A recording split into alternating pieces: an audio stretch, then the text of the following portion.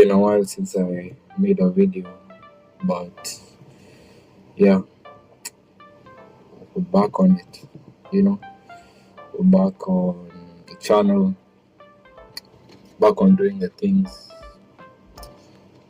Really know how to keep you busy, but it's something I love. So let's get right on to hands-on cybersecurity.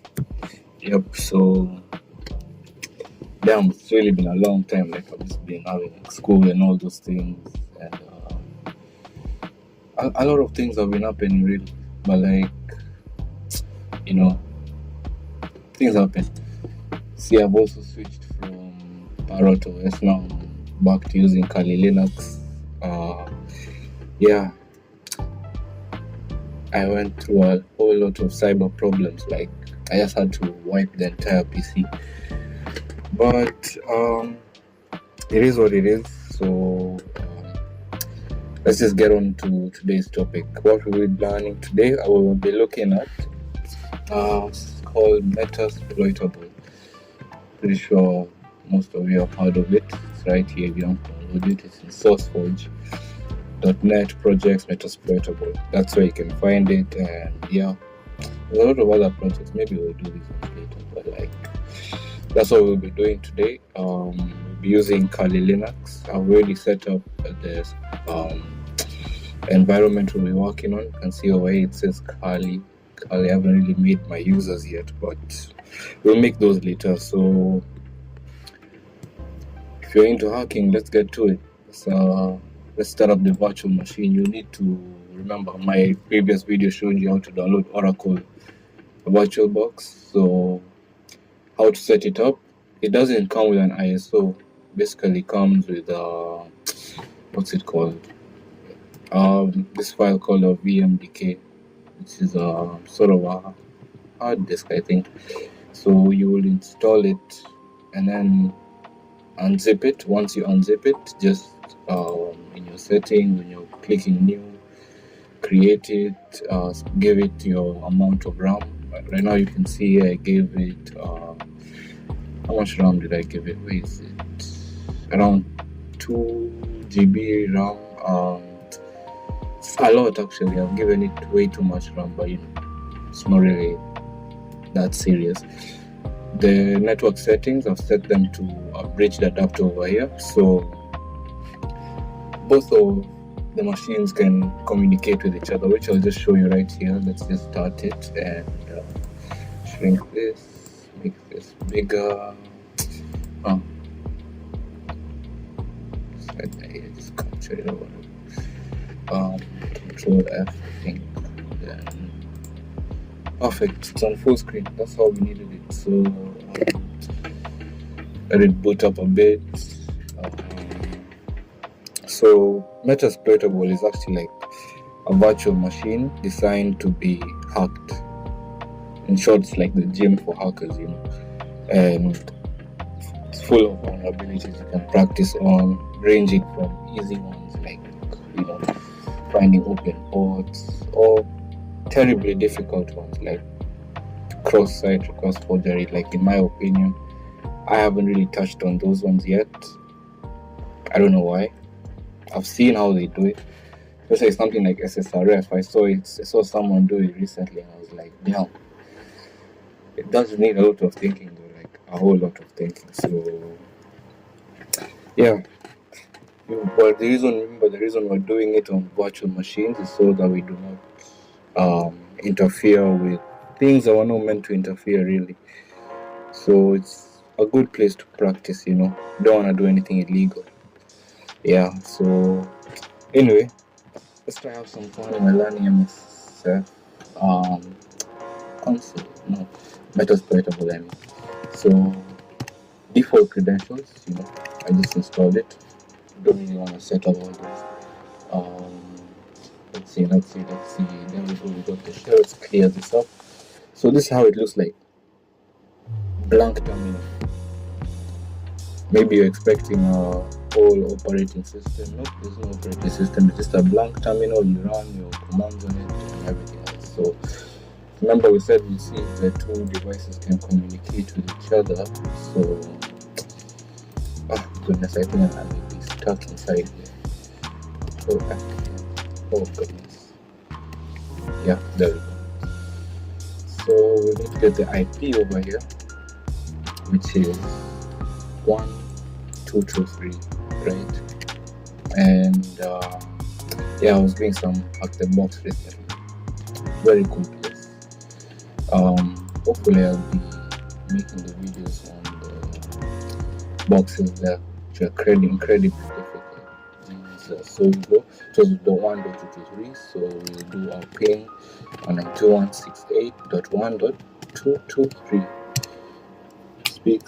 You can see that it's communicating. I didn't add a timer, so we just cancel that one. And I mean, if it can communicate to the Linux machine, the Linux machine can communicate to it, as I can showcase here. We have .241 over there, so if I go here and ping on 9168.1.241, speaks, and we are ready to get into the video. So the reason we're using Linux today, it's basically the hackers' Swiss Army knife, Kali Linux. You don't need a PhD or anything to understand this technology, just some curiosity and attention to detail.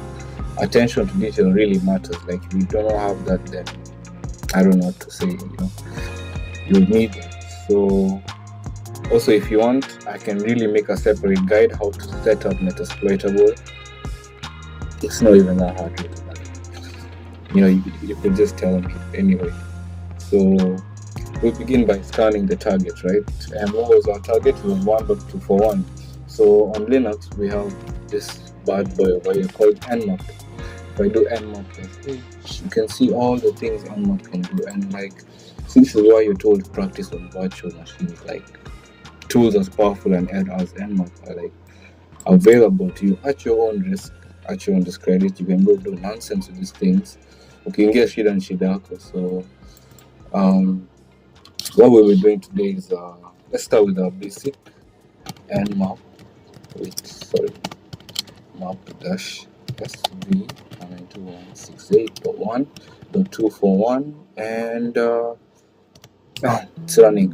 You know what -sv stands for? -sv stands for service scan, So we'll be trying to know what services Metasploitable is running. Basically, the favorite tool to check services running on let's say you're on a pen test and you want to see what services are running in the IP you've been given or domain. Nmap is the best tool for this, really. There are GUI versions like Zenmap. I don't really prefer using them. I don't know, I just like the terminal. You see how it looks. This looks beautiful. Remember our thing in our previous videos, it's just there, look how beautiful it looks. Anyway, while the scan is running, I will cut the video here and return it once the scan is finished. So yeah, it just finished. Even past 2 seconds. So this scan shows us which ports are open and which services are running. So sometimes I just wonder, there are domains out there, actual business domains have a whole thing like this. This is their security posture. Open. I've seen them through other people's attack vectors, but damn, it just really makes you wonder how people really look down on cybersecurity. Security is something so looked down on, but you can see all of those services running. Very, very popular ones are FTP, SSH. We have HTTP services running. The ports are also shown there, SSH port 22, FTP port 21. Some old vulnerable web servers too, damn, And there's literally one thing I like about Metasploitable. All of these you can crack them. They've already been cracked. It's just meant to teach you, make you get used to doing these things out in the real world when you're conducting your own pen tests, but it just makes you get used to seeing these things, understanding most of them really, because in most places their current systems still rely on the old vulnerable web servers, and it's not only until something major happens when they change them, which it never really happens, but like you can never be too sure, can never be too safe. So right now you can think of what we just did also, like checking which doors in in a haunted house are like unlocked. Scary, but it's exciting, like you don't know what's behind that door, but like you just want to see what's there.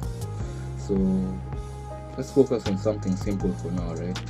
So maybe the old vulnerable FTP, just file transfer protocol. It's just there. It's not secure. It's not really anything. It's really known to be exploitable. I mean, a long time ago, that's what used to be the main thing. It was just like that until someone came and did his things, scared everyone. So they just had to make a secure version of it. So who doesn't love FTP? To teach. To exploit. Who doesn't love exploiting FTP? I love exploiting FTP really. So what we'll need to do is check its version, right? VSFTB TPD.234.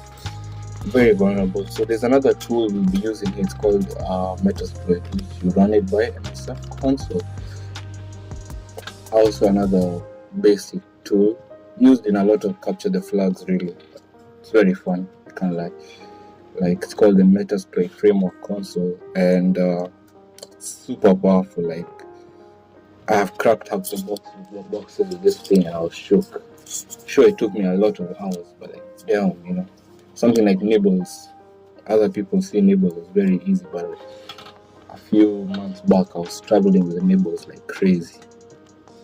Anyway, now that Metasploit is loaded up, we can type out something like use exploit, or instead of actually just jumping to it, let's see, we can try search for VSFTPD to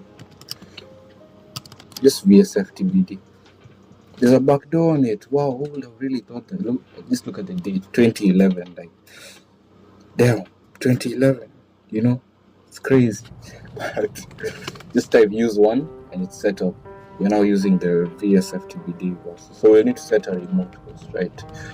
Let's do that. Set our host to 192.168.1. Was it 223? I think it was 223. So if we do that, click run. I think I messed up I set it's 241, sorry. Our host 121.68.1.241, and if we click run, something's going on. Oh wow, would you see that text? I don't know if I can make it bigger. Found the shell. One of the best things you would love to see in a pen test when you get a shell, because that means you're making bank, bro. Like in a modern day, most reverse shells, that's like $2,000 instantly. Not saying it's easy though, but like if you can do it,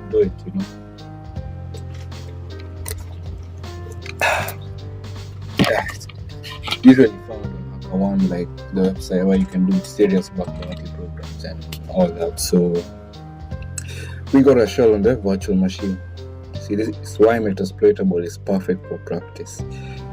It's legal, safe, full of surprises, but really do not run Metasploit on any other domain. At Umendo, you went and you did a Nmap scan, found some guy who's like a vulnerable service, then you came and searched it on Metasploit and ran it. His detectors will flag you. They will flag you, they will instantly ban your IP. It's not that easy. It is not that easy in the real world. This is just a test. Please remember, do not try this anywhere else. I'm not teaching thieves over here. So it's like a video game basically where the boss is a computer. The weapons are code. You can treat it like that, and like it really helps understand most of these things that you're seeing here. So we could check around a couple more tools. Maybe I should show you how to have fun with a shell, but we'll do that in the next video. So right now we'll just use another tool basically. So I'll cancel this out. Yes, abort session. Clear. Exit. Just exit it. Clear. Shrink that a bit. It's too big, and let's run now this tool called Nikto. What is Nikto? Nikto is used for web scanning, like something like NUM for Linux. Type like NUM for Linux. It's used for gathering info on SMB shares and Hydra if you want to practice like password attack. So let's quickly see Nikto in action. I think you would love this. So let's run it 192.168.1.241, right? There we go. Now that Nikto is up and running,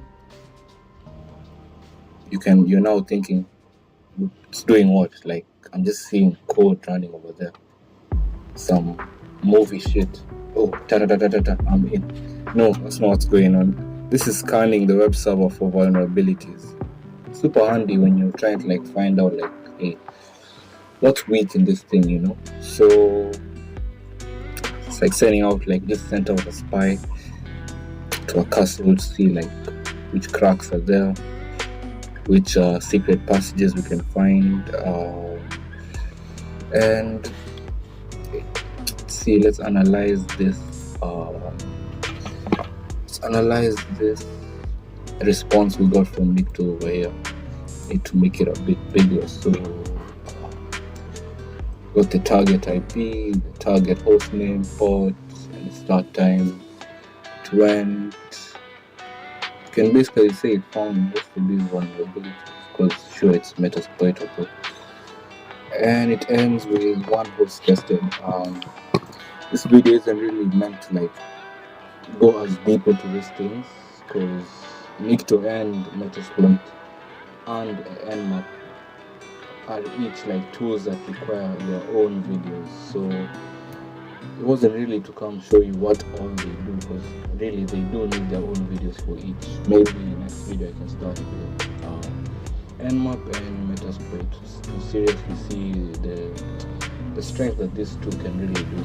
But the quick recap we can do today is we just saw how to scan a virtual machine, how to pick a target, how to exploit it with Metasploit, and even explore other tools like Nikto, which just do automatically vulnerability scanning for you. So key takeaway you could take from this really short video is practice in a safe lab. Like, don't try this in the wild if you don't know what you're doing. You cannot just walk up to someone and tell them, hey, let me pen test your business, then you just go and mess up everything, you know, like it's weird. Don't do that. Or you go try it and you think you can like do stuff, they will catch you. Don't even know what you're playing with. So that would be it for today. If you enjoyed this video, you know what to do with that like button. So if you're ready for more Metasploitable adventures, that red button down there is really shining, you know. So thank you for chilling with me today. Remember, hacking is just problem solving with a twist, and I'll see you next time.